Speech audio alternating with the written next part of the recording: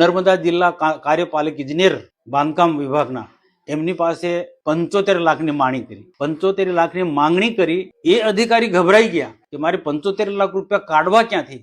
અને તરત જ કલેક્ટર, જિલ્લા કલેક્ટરને વાત કરી કે સાહેબ આ રીતના કે ધારાસભ્ય ચૈતરભાઈ વસાવા 75 લાખની માંગણી કરે છે. આ વાત કલેક્ટર શ્રી અને કાર્યપાલક ઇજનેર શ્રીએ મને પોતાને કીધું. મારી સાથે જિલ્લા પ્રમુખ નીલ રાવ પણ હતા.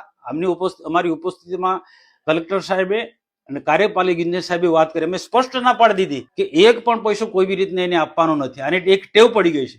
ને આજે એમ કહું કે ચૈતર વસાવાએ કાર્યપાલક ઇજનેર બાંધકામ વિભાગ પાસે એને 75 લાખની માંગણી કરી હતી. અને આ વાત કાર્યપાલક ઇજનેરે કલેક્ટરને કીધું, કલેક્ટર અમને કીધું હતું.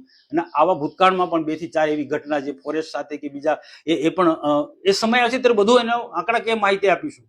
કઈ ને કલેક્ટર કે છે, આ કાર્યપાલક ઇજનેર કે છે ને, મને તો જિલ્લાના જવાબદાર અધિકારીએ કીધું. કલેક્ટર જયારે વાત કહેતા હોય તો એમાં કંઈક ને કંઈક તથ્ય હશે ને. એમને જે વાત કરી એ પણ ખોટી તો ના હોય ને. ગભરાઈ ગયો એ વખતે ધ્રુજતો તો કાર્યપાલક ઇજનેર આ વાત કરતા કરતા ધ્રુજતો, કારણ કે એને ટેવ પડી ગઈ ધમકાવાનું. ભૂતકાળમાં અનેક અધિકારીઓને ધમકાયા છે, અનેક કોન્ટ્રાક્ટરોને ધમકાયા. એવો વિડીયો મારી પાસે છે. એટલે સ્વાભાવિક છે કે આવી વાત કરતા પહેલા કોઈ પણ અધિકારી ગભરાય છે. પણ આજે રોકવું તો પડે જ અમારે. આ બધું પ્રશ્ન કરવાની શું ઘડી ઘડીમાં કેવું બદનક્ષીનો દાવો. અરે જાહેર જમીનમાં પડ્યા પછી આવા આક્ષેપ પ્રત્યે આક્ષેપો થતા હોય એને જવાબ આપવો પડે.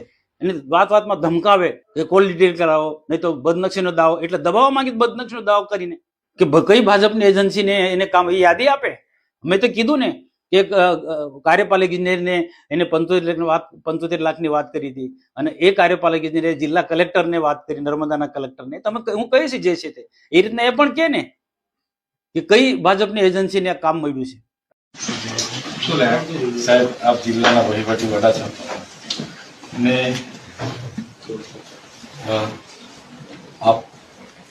આપે એવી કોઈ મારા વતી સાંસદને અહીંયા બોલાવ્યા હતા અને નીલરાવને બોલાવ્યા હતા. અને આપે એવું કીધું છે કે ચૈતરભાઈ 1.5 કરોડ માંગતા હતા, પણ માંડ 75 લાખમાં પૈતું છે અને એમને 75 લાખ રૂપિયા આપણે આપવાના થાય છે. ત્યારે સાંસદે એવું કીધું કે ના ભાઈ, આપણે 1 રૂપિયો આપવાનો થતો નથી.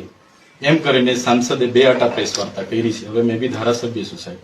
સાંસદ તમારું નામ લઈને એવું કહે છે કે મને કલેક્ટરે ત્યાં બોલાવીને કીધા હતા, તમે કલેક્ટરને પૂછી લો. એટલે અમે પૂછવા સાહેબ, મેં ક્યારે તમારી પાસે 75 લાખ રૂપિયાની માંગણી કરી? આ વાત જ ખોટી વાત છે ને. હા, બસ. તો આ મેં લેખિતમાં આવ્યો છું સાહેબ. તો મને સાહેબ આપ શ્રી મને ન્યાય આપશો એવી માંગણી છે સાહેબ. આપણે માર્ગ અને મકાન વિભાગના એક્શન સાહેબને બી પૂછી લેજો, એમનું નામ પણ આવે છે. એટલે કદાચ એ રીતના મેં તો સાહેબ સંકલનમાં માહિતી માંગી હતી. એમાં મનસુખભાઈને પેટમાં દુખ્યું ને એમણે આ ડાયરેક્ટ મારા પર 75 લાખનો હિસાબ લગાવી દીધો.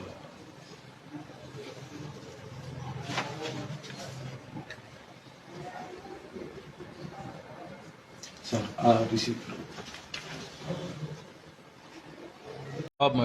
માન્ય ભરૂચના સાંસદશ્રી દ્વારા ચૈતર વસાવાએ 75 લાખ રૂપિયાની માંગણી કરી, તોડ કરી એવો આક્ષેપ કર્યો હતો. અને આ રજૂઆત કલેક્ટરશ્રીએ અમને કરી છે એવી વાત હતી. ત્યારે જિલ્લાના વડા અમારા કલેક્ટર સાહેબને અમે મળવા માટે આવ્યા અને કલેક્ટર સાહેબે આપ સૌના હાજરીમાં ખુલાસો કર્યો કે આ તદ્દન વાત ખોટી છે.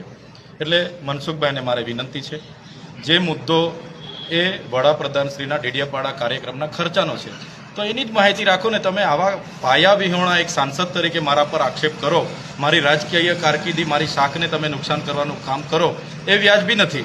આજે કલેક્ટર સાહેબે નિડરતાથી ખુલાસો આપ્યો અને કહી દીધું કે આ તદ્દન પાયા વિહોણી ખોટી વાત છે. એટલે મનસુખભાઈ ફરી આવું વાર અમારા પર પાયા વિહોણા આક્ષેપ નહીં કરે, નહીં તો અમે લીગલી કાર્યવાહી એમના પર કરાવીશું. મનસુખભાઈનું નિવેદન બી છે કે વારંવાર એક જ મુદ્દો લઈને કેમ તમે ઉછળો છો?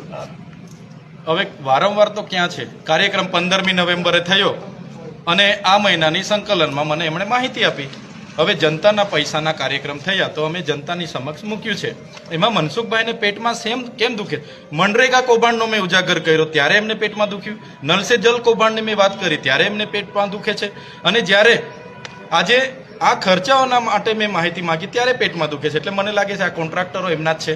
એટલા માટે એ ખોટી પાયા વિહોણી અમારા પર વાતો મૂકે છે.